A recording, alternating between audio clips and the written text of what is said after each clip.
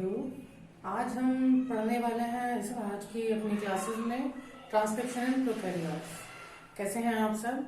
एक नए टॉपिक के साथ आए हैं आपके सामने फिर से। तो आइए चलते हैं, पढ़ते हैं ट्रांसक्रिप्शन एंड प्रोकैरियोट्स को हम कैसे स्टडी कर सकते हैं। सबसे पहले जो हमें मालूम करना पड़ता है प्रोकैरियोटिक ट्रांसक्रिप्शन में, वो हमारे पास कुछ डिटेल्स हैं जिसके बेस पर हम लोग प्रोकैरियोटिक ट्रांसक्रिप्शन को स्टडी करते हैं। जैसे कि हमारे रिक्वायरमेंट्स हो गई, जैसे कि इक्वेशंस हो गई, या हमें क्या क्या स्टेप, क्या क्या हमारे की पॉइंट्स हैं जिसके बेस पर हम प्रोकैरियोटिक ट्रांसक्रिप्शन को स्टडी करते हैं। तो आइए पहले जानते हैं उन चीजों को कि ट्रांसक्रिप्शन पढ़ने के लिए क्या क्या चीजें नेसेसरी हैं, क्या क्या रिक्वायरमेंट्स हैं। तो हमारे सामने ये पूरी डिटेल है, आप वीडियो को पॉज करके इसको आप अपनी कॉपी में नोट डाउन भी कर सकते हैं। प्रोकैरियोटिक ट्रांसक्रिप्शन में जो सबसे पहले हमें समझना होता है, या आपका यूकैरियोटिक ट्रांसक्रिप्शन हो या प्रोकैरियोट हो, ट्रांसक्रिप्शन का मतलब होता है formation of RNAs from DNA template. हमारे डीएनए में दो स्ट्रैंड्स होते हैं, 3 prime to 5 prime and 5 prime to 3 prime strands. जो आपका 3 टू 5 प्राइम स्ट्रैंड है उसको हम कहते हैं टेम्पलेट, और जो 5 टू 3 प्राइम स्ट्रैंड होता है उसको हम कहते हैं कोडिंग स्ट्रैंड। तो हमारे पास प्रोकैरियोटिक ट्रांसक्रिप्शन हो या यूकैरियोटिक ट्रांसक्रिप्शन हो, हमारे लिए समझना जरूरी होता है सबसे पहले ट्रांसक्रिप्शन यूनिट्स को। तो हमारी ट्रांसक्रिप्शन यूनिट क्या है, उस पे प्रमोटर जो है वो क्या चीज है और टर्मिनेटर क्या चीज है, स्ट्रक्चरल जीन्स क्या होते हैं। तो सबसे पहले हम समझते हैं ट्रांसक्रिप्शन यूनिट क्या होती है। जो हमारे पास 3 प्राइम एंड और 5 प्राइम एंड होते हैं उसको हम कहते हैं टेम्पलेट स्ट्रैंड। टेम्पलेट का मतलब होता है कि ये डीएनए का फंक्शनल स्ट्रैंड है, और अगर कोई मैसेंजर आरएनए या राइबोसोमल आरएनए या ट्रांसफर आरएनए की फॉर्मेशन डीएनए टेम्पलेट से होती है तो वो टेम्पलेट स्ट्रैंड से होती है, क्योंकि this is called functional strand. इसी के ऊपर आपके स्ट्रक्चरल जीन्स होते हैं जिन्हें हमें ट्रांसक्राइब करना होता है। दूसरा स्ट्रैंड होता है 5 टू 3 प्राइम डायरेक्शनल स्ट्रैंड, इसको हम कहते हैं कोडिंग स्ट्रैंड। कोडिंग के 5 प्राइम एंड पर प्रमोटर होता है और 3 प्राइम एंड पर टर्मिनेटर होता है।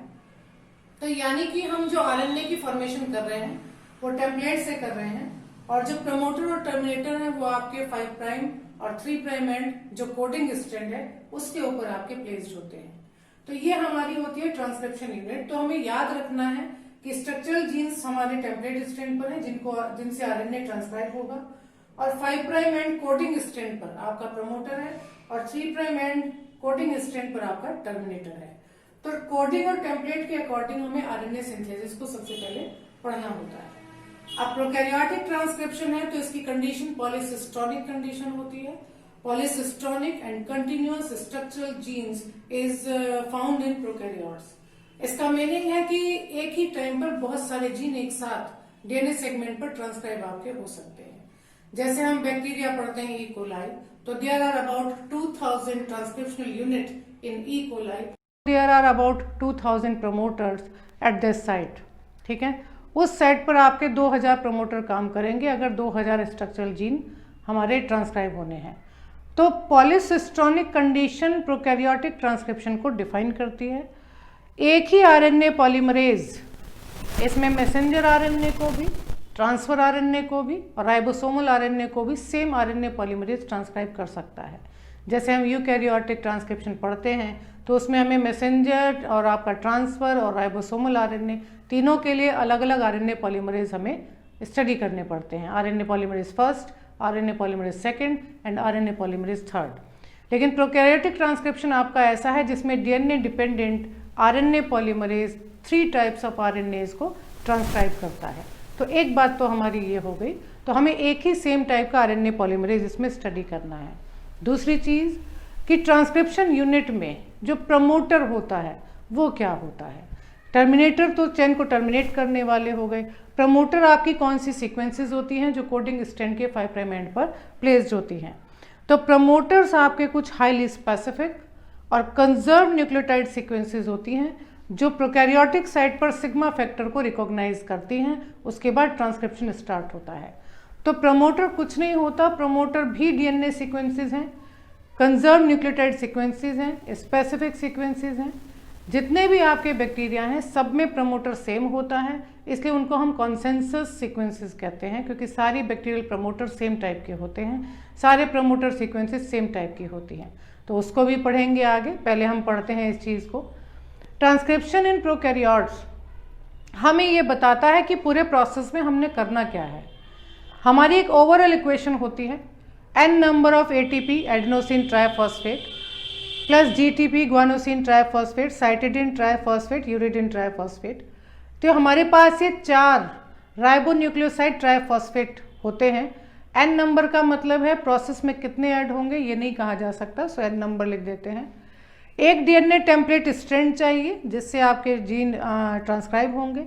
RNA पॉलीमरेज एंजाइम चाहिए और कोफैक्टर की फॉर्म में हमें कुछ बाइवेलेंट मेटल आयंस चाहिए, जैसे मैग्नीज 2 पॉजिटिव हो जाए या मैग्नीशियम 2 पॉजिटिव हो जाए, Mn2 पॉजिटिव और Mg2 पॉजिटिव।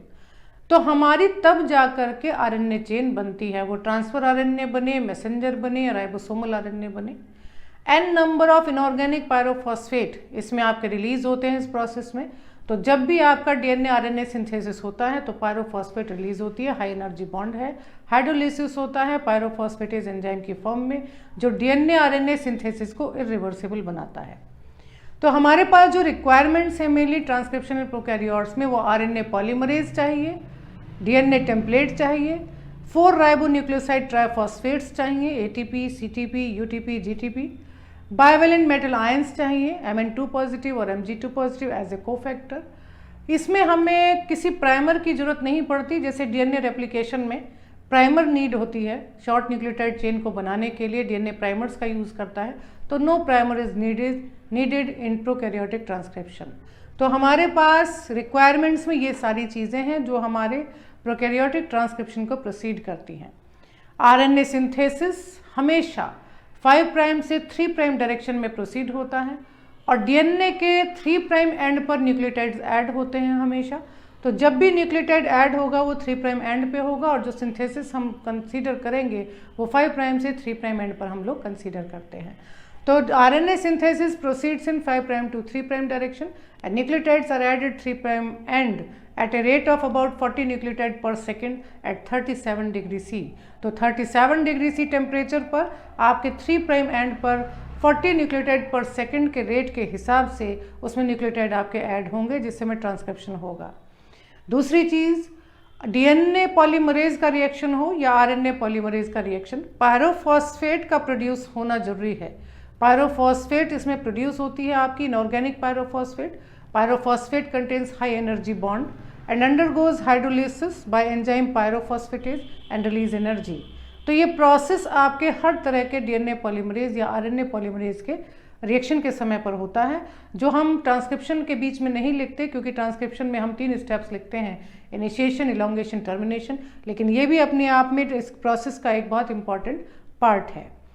हाइड्रोलिसिस पायरोफॉस्फेट से जो प्रोडक्ट बनती है वो DNA RNA सिंथेसिस को इरिवर्सिबल बनाती है, ताकि आपका प्रोसेस बीच में रुके नहीं और बैक नहीं हो जाए, वो आपका इरिवर्सिबल रहे, अपना कंटिन्यू होता रहे। ठीक है। इसके बाद आता है कि RNA पॉलीमरेज क्या एंजाइम है। DNA डिपेंडेंट RNA पॉलीमरेज जिसको हम कह रहे हैं, उसका रोल क्या है।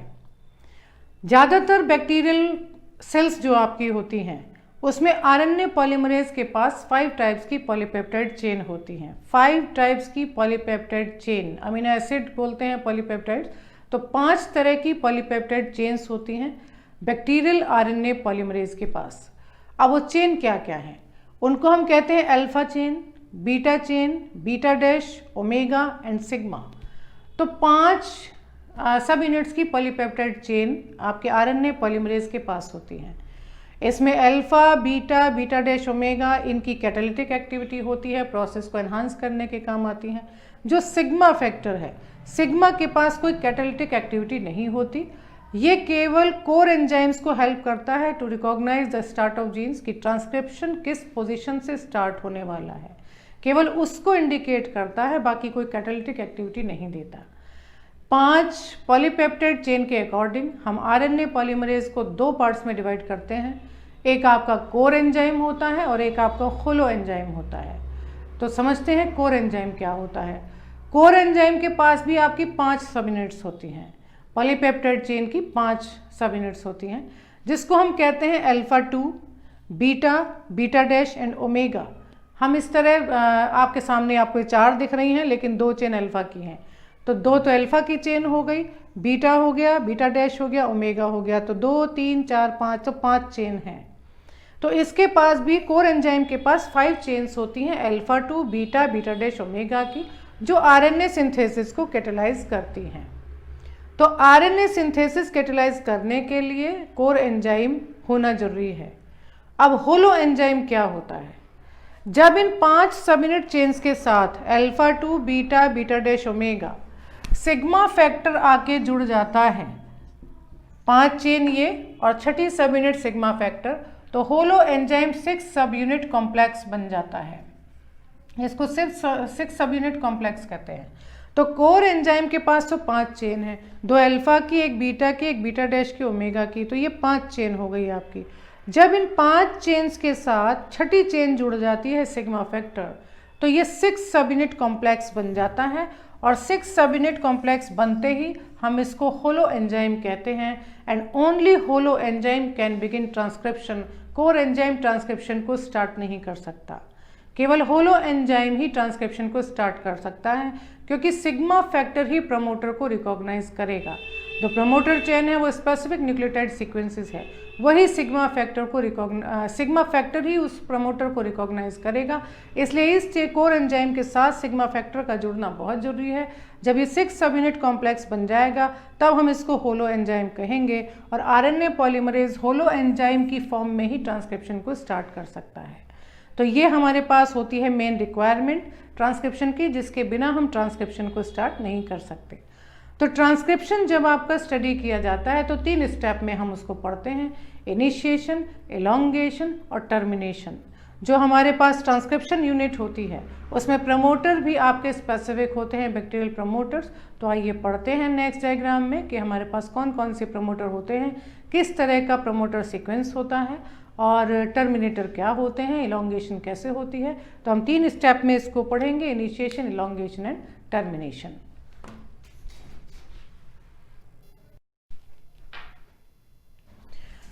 तो हमने पढ़ लिए हैं सारे रिक्वायरमेंट्स ट्रांसक्रिप्शन इन प्रोकैरियोट्स की। अब ये जो हमारे पास साइट है, ये प्रमोटर साइट इस डायग्राम में आपको शो की गई है।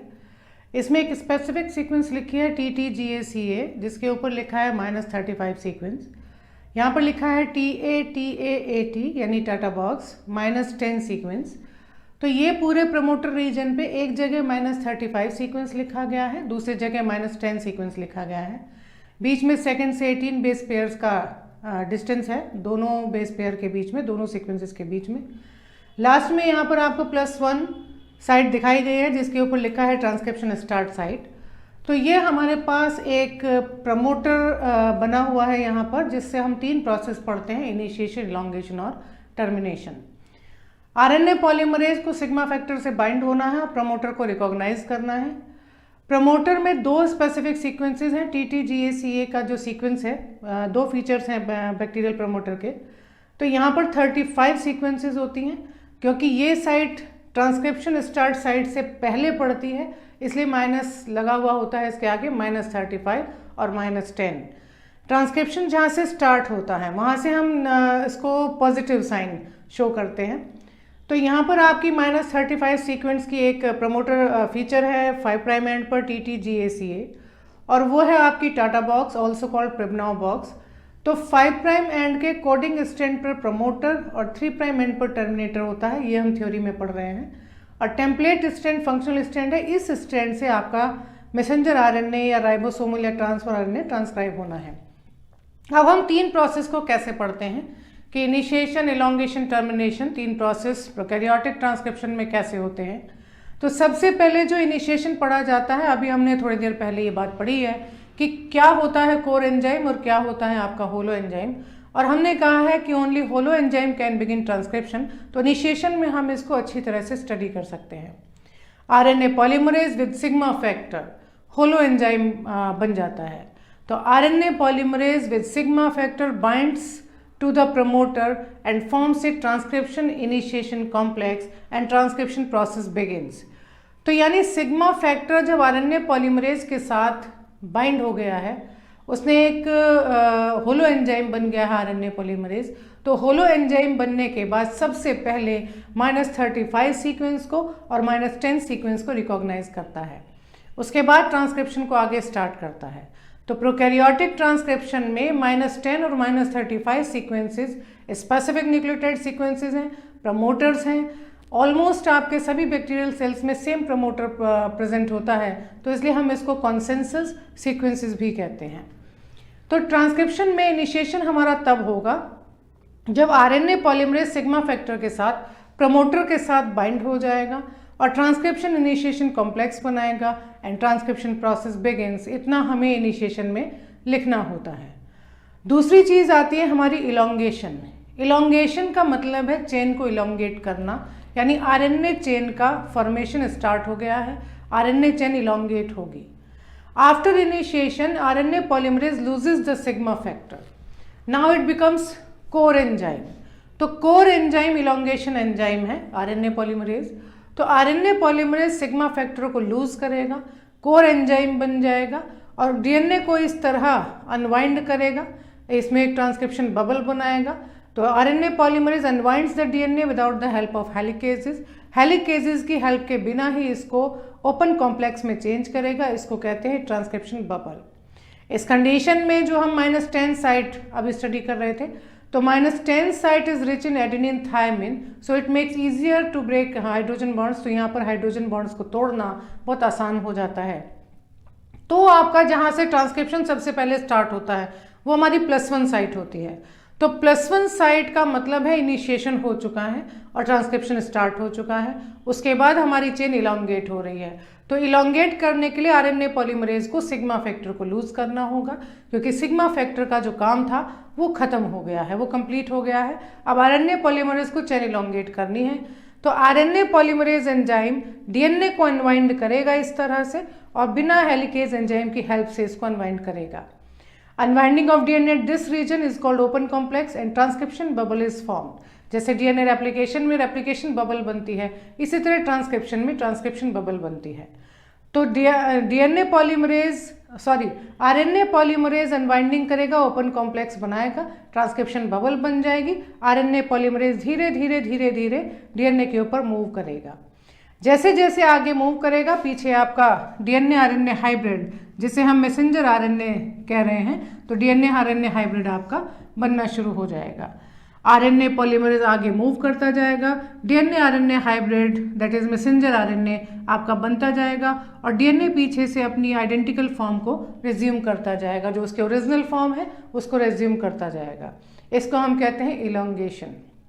तीसरी चीज होती है टर्मिनेशन। अब आरएनए पूरा हमारा बन गया, पूरा कंप्लीट सिंथेसिस हो गया, अब डीएनए से इसको डिसोशिएट भी होना है।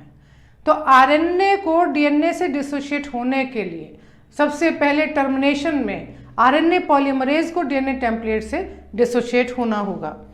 तो RNA polymerase dissociate from DNA template, तो यहाँ पर आरएनए पॉलीमरेज आपका डीएनए टेम्पलेट से अलग हटेगा।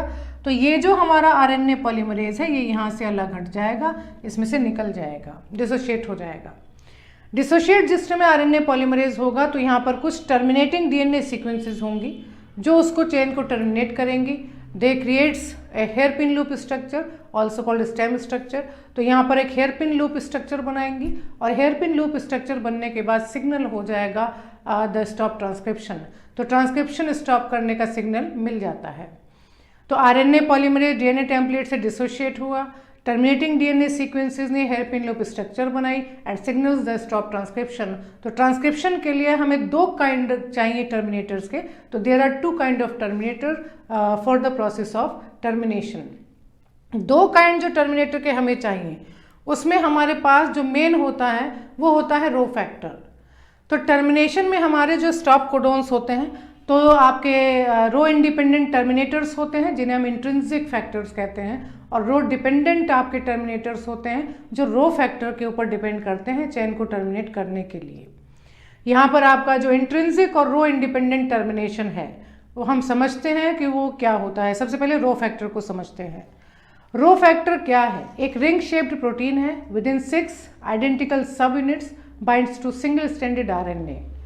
ये 6 रिंग शेप प्रोटीन है और 6 सब यूनिट होती हैं इसके पास, जो सिंगल स्ट्रैंडेड आरएनए के साथ बाइंड होकर के चेन को टर्मिनेट करती हैं। इसको कहते हैं रो फैक्टर। तो टर्मिनेटर इसलिए 2 तरह के होते हैं, या तो वो रो डिपेंडेंट होते हैं या वो रो इंडिपेंडेंट होते हैं। तो रो इंडिपेंडेंट टर्मिनेशन का मतलब है जो फैक्टर, जो टर्मिनेशन, जो आपका टर्मिनेटर्स रो इंडिपेंडेंट हैं, जिनको रो फैक्टर की जरूरत नहीं होती, यानी वो चेन को without the involvement of any other factor उसको टर्मिनेट कर सकते हैं। तो rho independent terminator contain sequence about 20 nucleotide and followed by a stretch of about 8 adenine thinucleotide sequences, adenine और thiamine nucleotide sequences 8 होनी चाहिए। तो रो इंडिपेंडेंट टर्मिनेशन में 20 न्यूक्लियोटाइड की सीक्वेंस होती है, जिनमें से 8 सीक्वेंसेस आपकी एडेनिन थायमिन कंटेनिंग सीक्वेंसेस होती हैं। ये आपके बिना किसी रो फैक्टर के इन्वॉल्वमेंट के चेन को टर्मिनेट कर सकते हैं। और बात आती है रो डिपेंडेंट फैक्टर्स की। तो rho dependent factors requires an additional protein called as rho. उन्हें रो प्रोटीन की जरूरत होती है चेन को टर्मिनेट करने के लिए। तो रिंग शेप्ड प्रोटीन होता है रो, 6 आइडेंटिकल सब यूनिट्स होती हैं, सिंगल स्ट्रैंडेड आरएनए से ऐड होंगी और सिंगल स्ट्रैंडेड आरएनए को डिसोशिएट कर देंगी। जो आरएनए हमारा सिंथेसाइज हुआ है उसको डिसोशिएट कर देंगी, चेन सेपरेट ऑफ हो जाएगी। तो हमारे पास 2 तरह के टर्मिनेट हो गए, रो इंडिपेंडेंट टर्मिनेशन और रो डिपेंडेंट टर्मिनेशन। तो हमारे पास 3 ही चीज़ें हैं, इनिशिएशन, इलोंगेशन और टर्मिनेशन। तो इनिशिएशन में हम क्या करते हैं, RNA polymerase with sigma factor binds to the promoter and forms a transcription initiation complex and transcription begins। इसको हम इनिशिएशन में लिखते हैं। Elongation, RNA polymerase loses the sigma factor and becomes core enzyme। RNA polymerase unwind the DNA without the help of helicase enzyme। Unwinding of DNA at this region is called open complex, also called transcription bubble, which moves the RNA polymerase to transcribe the messenger RNA during elongation and DNA RNA hybrid is formed। इसमें हम बोलते हैं इसको elongation। After elongation आपका जो पीछे का DNA है वो अपना ओरिजिनल फॉर्म रेज्यूम करता जाता है, RNA पॉलीमरेज आगे साइड पे बढ़ता जाता है। टर्मिनेशन, जब RNA पॉलीमरेज डिसोशिएट होगा DNA टेम्पलेट से तब चेन आपकी टर्मिनेट होगी। Terminating DNA sequences hairpin loop structure बनाएंगी और ट्रांसक्रिप्शन का स्टॉप सिग्नल दे देंगी। उसमें 2 आपके टर्मिनेटर्स काम करेंगे, वो रो इंडिपेंडेंट भी हो सकते हैं और रो डिपेंडेंट भी हो सकते हैं। जो रो इंडिपेंडेंट टर्मिनेशंस हैं contain sequences of about 20 nucleotides followed by a stretch of about 8 adenine thymine nucleotide sequences. Rho dependent factors requires an additional proteins called as rho. Rho is a ring shape protein with 6 identical subunit bind to single stranded RNA। इस तरह हम लोग prokaryotic transcription को study करते हैं initiation, elongation और termination के base पर। इसके अलावा आपको किसी तरह की कोई प्रॉब्लम हो तो आप मुझे मेरी मेल आईडी पर मेल कर सकते हैं, अपनी प्रॉब्लम्स मुझे सेंड कर सकते हैं, मैं आपकी प्रॉब्लम्स के आंसर आपको सेंड कर दूंगी। इसके अलावा आप किसी स्पेशल टॉपिक पे वीडियो चाहते हैं तो आप मुझे मैसेज कर सकते हैं। प्रोकैरियोटिक ट्रांसक्रिप्शन के बाद फिर से मिलते हैं यूकैरियोटिक ट्रांसक्रिप्शन को लेकर एक नई वीडियो के साथ। नमस्कार।